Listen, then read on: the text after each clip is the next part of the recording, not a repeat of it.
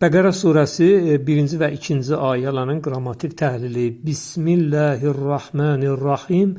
Rəhman və Rəhim Allahın adıyla. 1-ci ayə Əlif, Lam, Mim.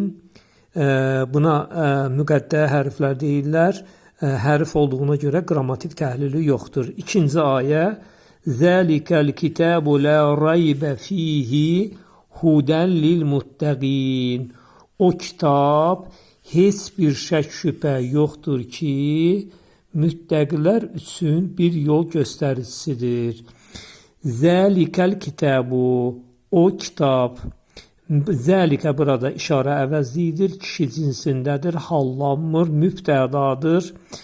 Əl-kitabu demək burada isimdir, adlı halındadır. Zəlikənin bədəlidir, yəni özündən kitab sözü özündən əvvəl gələni izah edir, aydınlaşdırır və buna uzlaşan təyini söz birləşməsi də deyirlər. Zəlikə burada sifətdir, əl-kitabu isə isimdir. Zəlikə demək təyin edən, əl-kitabu isə təyinlənəndir. Lə raybə fihi, heç bir şək şübhə yoxdur. Lə, yoxdur mənasındadır. Nafiyə li cins, yəni buna deyirlər mütləq inkar deyirlər. İsimlərlə həm işlədilir, həm də feillərlə işlədilir. Raybə, heç bir şübhə, bu isimdir, təsirli halındadır. Niyə görə təsirli halındadır? Çünki lə inkar ədatı, mütləq inkar ədatı olduğuna görə özündən sonra gələn ismi saldı təsirli halına.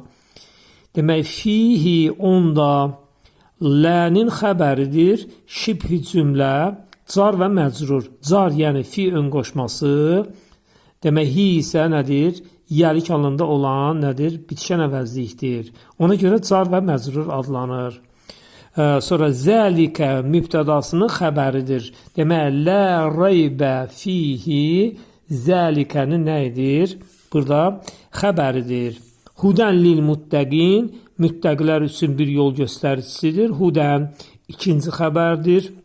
Nekrə olduğu zaman məbni, yəni bu isim hallanmayan isimlər qrupuna aiddir.